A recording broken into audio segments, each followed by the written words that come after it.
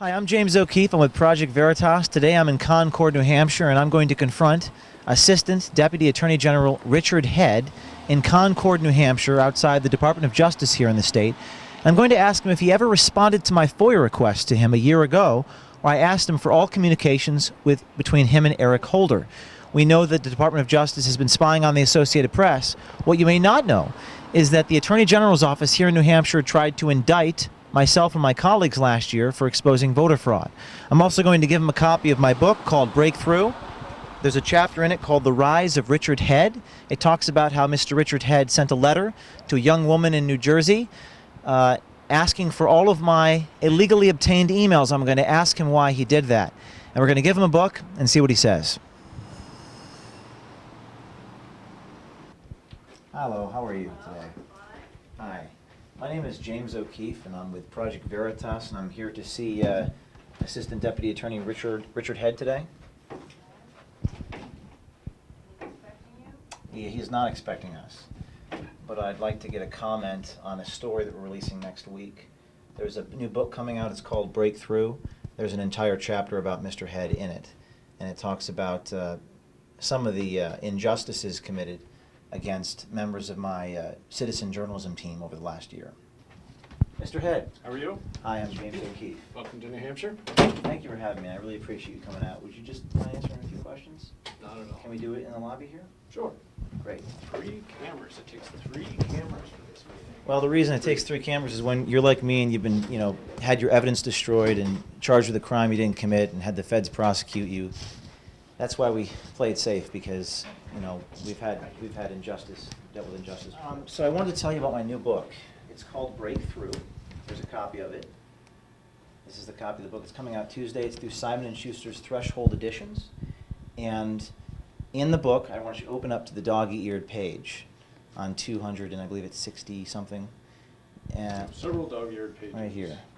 There's a chapter all about you, Richard Head. Okay. And in fact, there's a letter that you sent to one Nadia Naif. You can keep that. That's your copy. Actually, I can't. The book is worth more than $25. It appears to be a $26 book. Okay, can you sign it for me, though? It would be constitute a gift. Any way you can sign it for me? Probably not.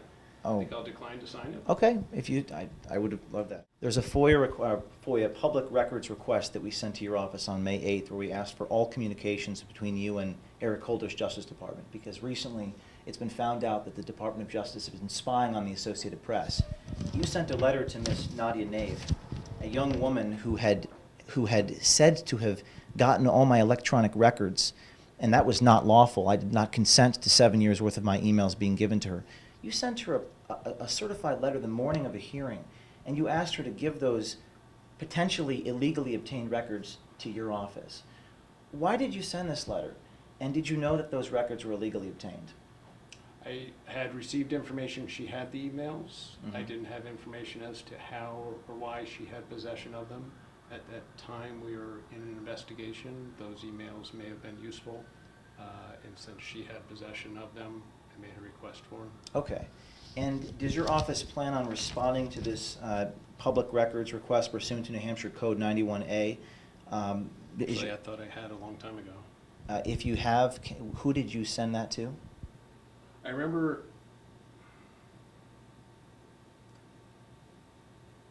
a request with regard to, I'm trying to find where All communications, documents, or So records. This is the whole thing. It's right here. It's all communications records provided by the United States Department of Justice to your office received on or after January 1st, 2012. I'm trying to remember.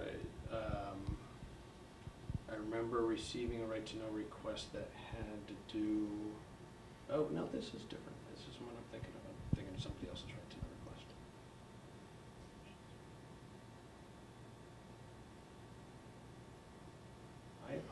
I actually don't remember having received this right-to-know request. I apologize. And there was also an email, which we have in writing, sent to you from J. Christian Adams of Election Law Center, addressed to your email address. Okay, I would have to look at my. Okay. I get a lot of right-to-know requests. I understand. I'm not remembering it off the top of my head.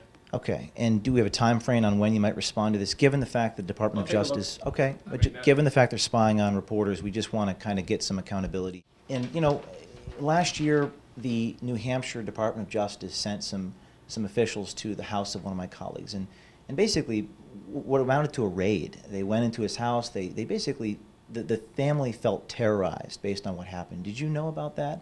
That they went into his house in the dead of night, and they showed pictures of, and they tried to indict them and indict me for our voter fraud work here in the state of New Hampshire, showing ballots being offered out in the names of the dead.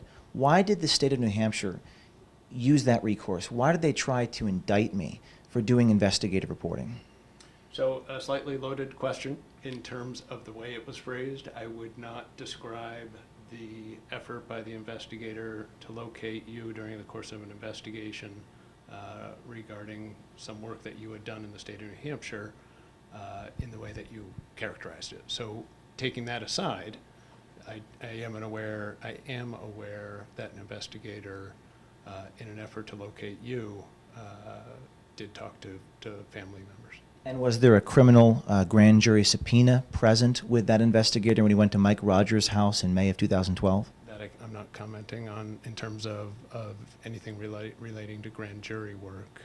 Criminal grand jury subpoena that was present in the hands of Murdoch, the investigator who went to Mike Rogers' house in May of 2012. You don't know about that, or you have no comment? I'm simply not commenting on it. Okay.